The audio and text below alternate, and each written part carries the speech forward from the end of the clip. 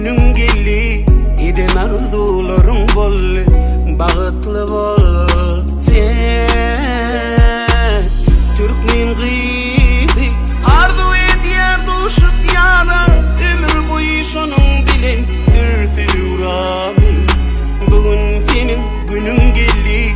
Eden arzularың bolle, bagıtlı bol.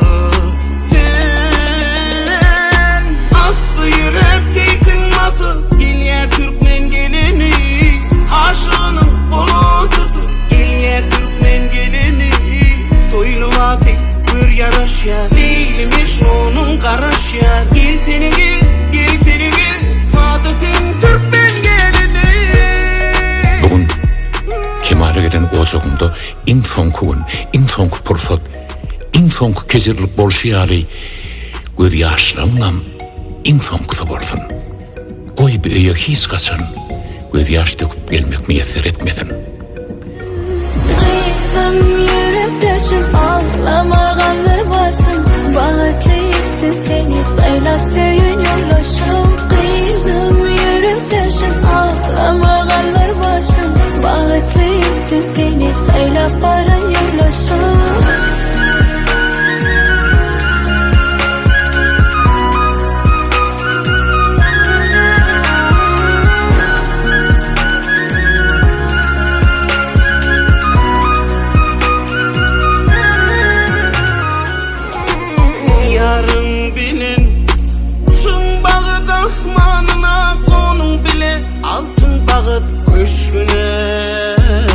Bugün senin günün geldi. Eden arzularың bolle, bagıtlı bol. Sen yarın bilen uçsun bagıt asmanına, kolun bile altın bagıt köşküne. Bugün senin günün geldi. Eden arzularың bolle, bagıtlı bol.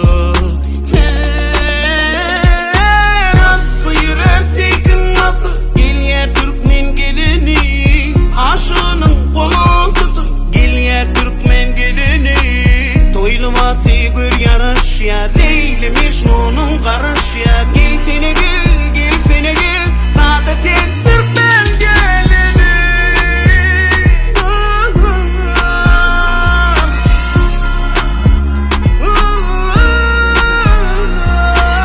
Toylumazı gör yaraş ya, değilmiş onun karaş ya.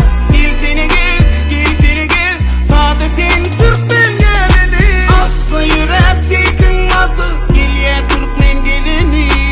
Aşığının kolu tutup, gel yer Türkmen gelini. Toylumazı bir yaraş ya, değilmiş onun karaş yer. Gel seni gel, gel seni gel, tadı sen Türkmen gelini. Yüreğimi kıyıp ağlama kıydım. Ağuy mana bırak koşu örümü. Bolgun sen dünyada en bagtly diýen an, cenneti öwrüp ýaryn törni.